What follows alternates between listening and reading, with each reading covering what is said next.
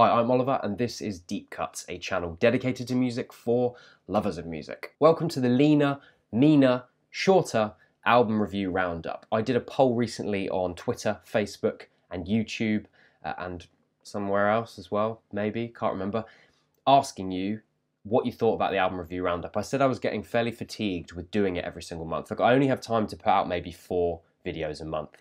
And when one of them's being taken up with a very laborious 25-minute video reviewing albums, it gets quite tiring. But I appreciate a lot of you really enjoy the recommendations that I put out each month. So what I'm doing is I'm going to still go through everything I've listened to this month, but it's going to be maybe a minute or so on each album, just 3 or 4 sentences about what I thought, so I can still get those recommendations in. I can still have a connection with you guys about music that's coming out right now, because I feel like I don't really want to lose that. From now on, I'll have 3 categories to keep it simple, because I've already run out of adjectives. The adjective idea was bad, because after 2 months I was like, what the hell am I going to say about this album? And I can't keep reusing adjectives, so get rid of that. So we've got albums I love, albums I like, albums I do not like, and I will go through them love, like, do not like in that order.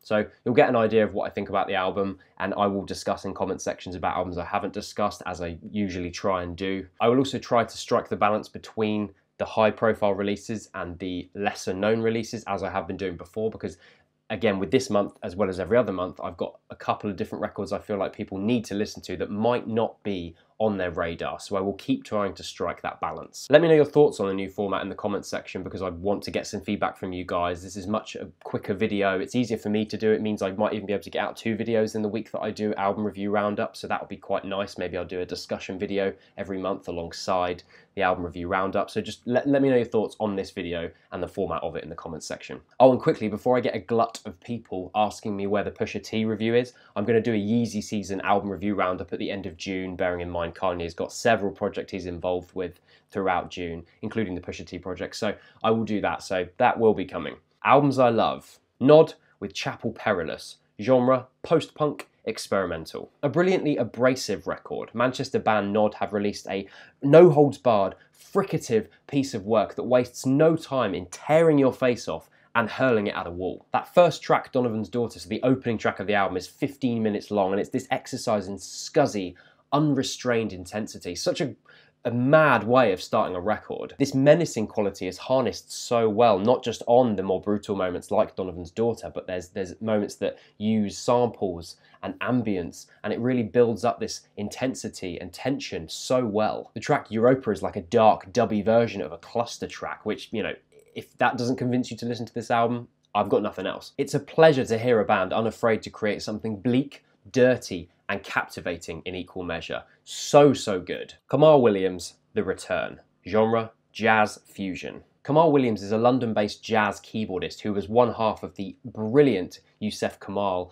who released Black Focus in 2016. A really great record. It's been one of those albums that's been on constant cycle on Bandcamp, and it's the way that most people have come in contact with this record. Highly recommend checking that out if you haven't before. Now he's back with a solo record, a tasty, groove-indebted 45 minutes that will have you surrendering to its flow in a matter of minutes. As a drummer, the fusion-esque drum groove of second track Broken Theme really made me fall for this album, and it's actually quite a diverse album. You've got the title track, which is like a minute and a bit of just keyboard ambience, which is a nice interlude in this quite intense album energetically. You have London Shuffle, which really evokes Billy Cobham's fusion work from the 70s, which is something I love anyway, so that really worked for me. But you also have track like The Rhythm Commission, which is like a hazy disco funk sound, but has like lounge jazz elements to it as well. Undoubtedly my album of the month. I really think you should all go and listen to this record. If you don't think jazz and jazz fusion's your thing, I think you should still go and listen to it anyway, because this might get you into it. Honestly, really great album. Jon Hopkins, Singularity.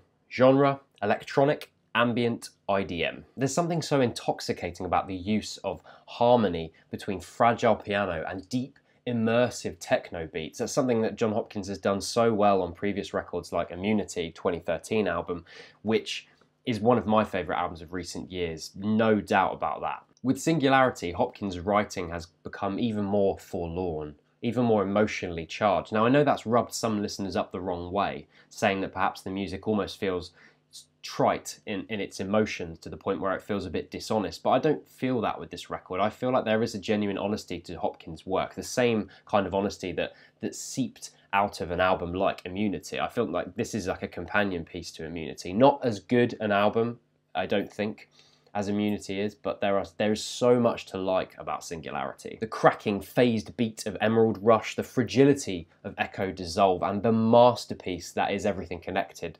This 10-minute piece which goes through these different shifts as it goes forward. What an absolutely wonderful track and a real highlight on this album. Not a record on the level of Immunity, I don't think, and I feel like moving forward, Jon Hopkins is going to need to do something different with his songwriting, because I do feel like this is very much a companion piece to Immunity, to the point where it seems very similar. I mean, it's great, so it doesn't matter, but when he moves on to the next thing, I hope he does something different with his songwriting. Beach House, 7.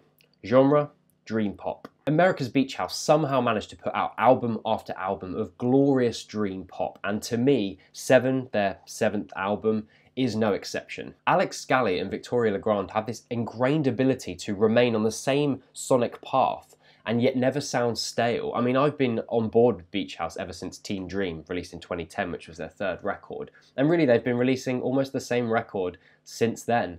But it doesn't matter. To me, every single time they release something, it seems just as vital as the previous release, and 7 really isn't an exception to that. I mean, I don't think it's on the same level as a record like Teen Dream, but that's a real high watermark for me. I still think 7 has so much about it. If you like Beach House as an artist, if you like dream pop, then you're gonna love this album, I think. The simplistic guitar work on Dark Spring evokes these sunny road trips, and let's be honest, you know, Beach House is the ultimate road trip artist. If you've never taken a road trip whilst listening to a Beach House record, you are missing out. Get in a car and go and do that right now. Well, not right now, finish watching my video and then go do it. The heady Drunk in LA proves to me they are one of the great bands of our time at the moment. They have absolutely mastered their sound. They really understand their musical identity, and that just comes out in the way that they craft their songs. It's another lovely release from Beach House, and if they do another album like this, bring it on. DJ Koze, Knock Knock. Genre, dance, electronic, house, trip hop, R&B. Flippin' out, this might be one of my favourite albums of the month. DJ Koze is an electronic musician whose 3rd record, Knock Knock, is a sweeping vista of an album. It really is. It has the audacity to go places you wouldn't expect, utilising timbres and tones to establish a panorama of different moods and sounds throughout the entire running time. Is so good. His pop sensibility really shines through on this record, and that's partly why I think this album works so well. The track Bonfire has a gorgeous vocal melody. The track Illumination skirts around a hazy, loungy jazz sort of vibe. And keeping those poppy melodies in mind really accents this album and makes it really very impactful on the first listen. The sampling on a track like Lord Knows will be very pleasing to those of you who are big fans of Plunderphonics artists like Avalanches and Jay Dilla, and this album is that kind of record. It's one of those ones you'll keep returning to and finding new things in these quite grandly constructed tracks at times. Really great. We're going to do a listening party for this album on the Deep Cuts Discord on Tuesday at 10 o'clock BST, so really come along and listen to that if you'd like to check it out, because I'm thinking there's going to be a good reaction to this record for those of people that haven't heard it before. Albums I like. Macross 8299, Sailorwave II. Genre, future funk. I'm a bit of a sucker for future funk, which is essentially an internet subgenre that grew out of vaporwave, and its producers and musicians taking the tastiest hooks and melodies from 80s funk and disco and really repurposing it by repeating sections ad nauseum. It's addictive as hell, I promise you that. Macross 8299 does what future funk does best on this release, evoking a neon-drenched road trip, the light of golden hour reflecting off of the windscreen and your mirrored aviators. Macross originally put this up in December, but Neon City Records have just recently done a limited edition tape run of this record, which is why I wanted to include it in May's Roundup. And to be honest, there's no better month to talk about Macross and future funk than in May. May and June, the perfect time for a neon-drenched road trip listening to this repurposed 70s and 80s disco and funk. It's a really enjoyable release, and if you do listen to this album, it might be your gateway into future funk, and you'll find yourself endlessly trawling through artsy music videos on YouTube. So be warned. Arctic Monkeys, Tranquility Base Hotel and Casino. Genre, indie rock throwback lounge soul. I, like many others, ended up feeling pretty pleasantly surprised about the new Arctic Monkeys record, Tranquility Base Hotel and Casino. Still a great title, I still like it. Especially after really disliking their fifth record, AM, released in 2013. I thought that was such a soulless suck of an album. It was so...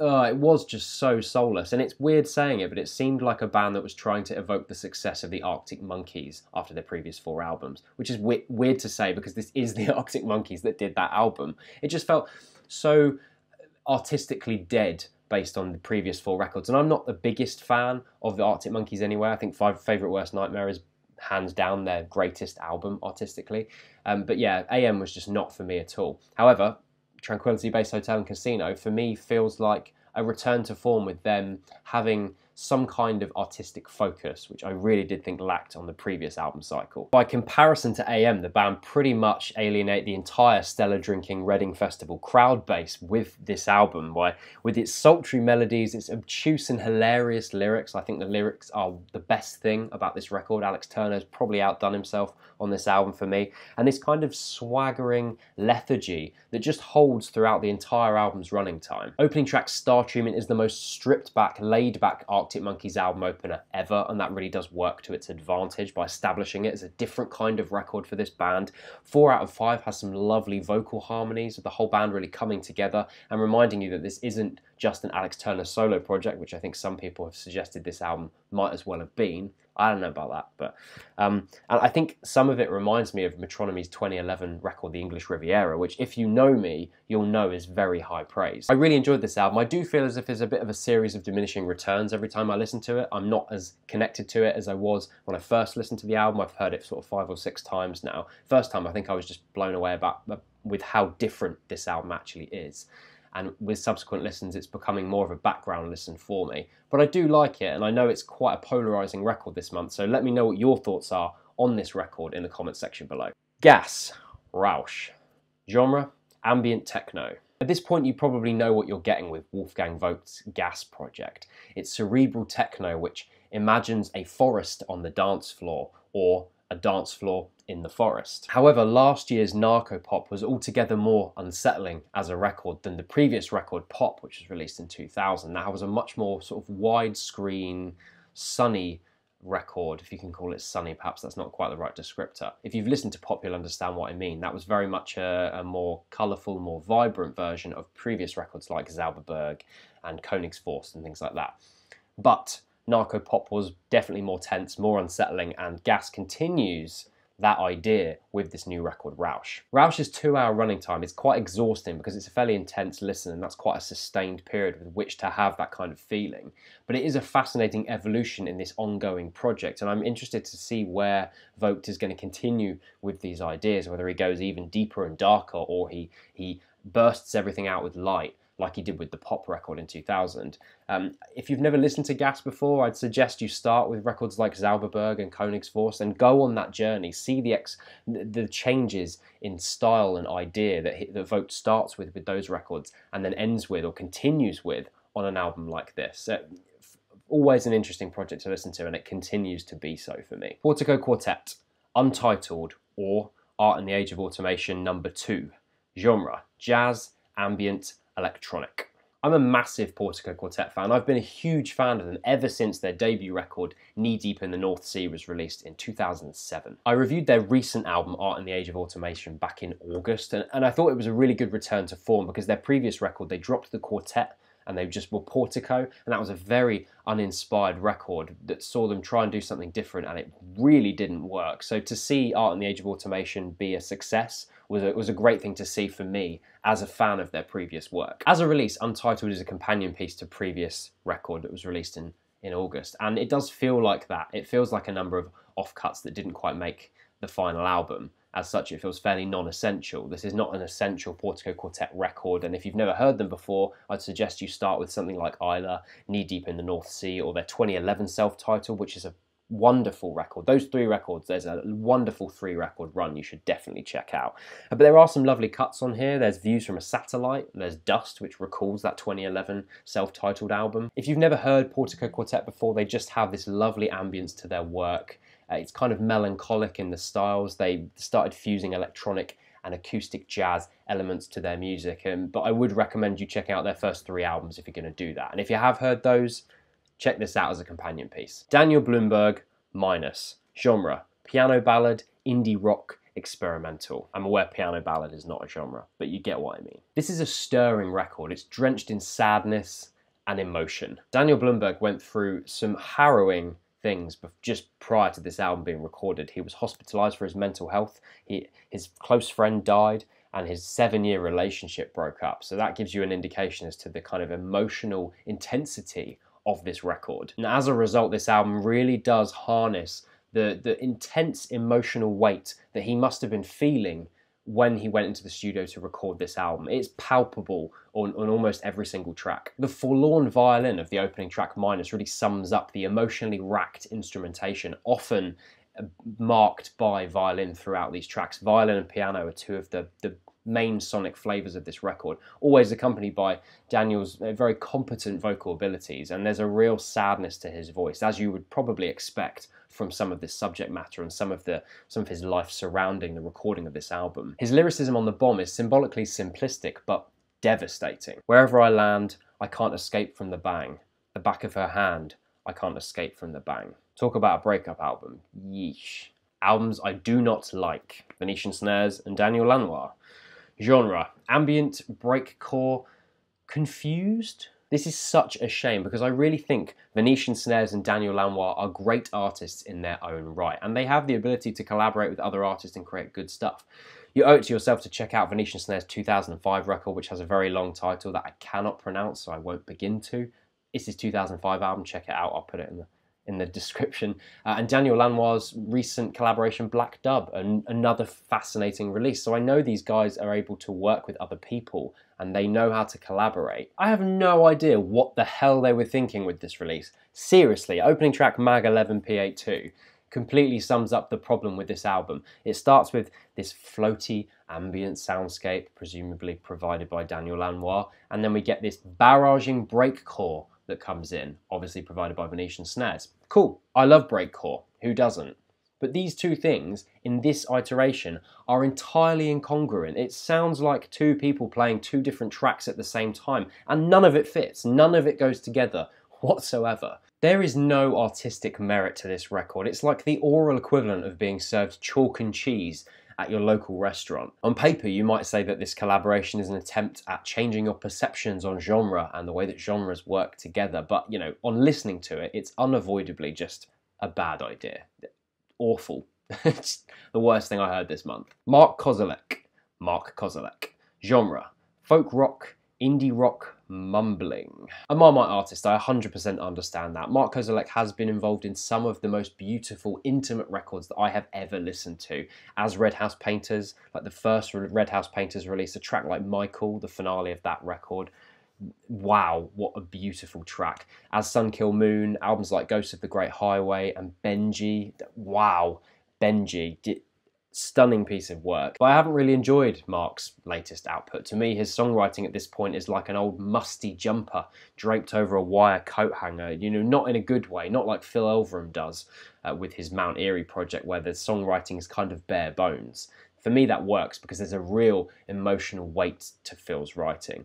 With Mark's recent writing, it just feels like the ramblings of an old, annoyed man, and that's just really started to irritate me, even more so than an album like Universal Themes, which started to begin that shift for me from quite beautiful writing of Benji to this sort of nonsensical rambling that doesn't seem to have a point. You know, you can't make something poignant just by detailing a very specific moment in your life, like I went to the store and had a discussion with the person behind the counter, and then you leave the story there, and somehow just the act of that minute storytelling is supposed to somehow be poignant, but the music writing alongside that is just so bare bones and unmemorable anyway, that I end up coming away just feeling like, is this a joke? Is his writing a joke? Because I don't get it. I'm not interested in hearing Kozelek's drab autobiography anymore. I want him to go back to the writing that he was doing with Red House Painters, or even the stuff he was doing on Ghosts of the Great Highway and Benji and albums like that, because the minute details of the lyricism in those albums, they work so well. He's got so much to say on an album like Benji.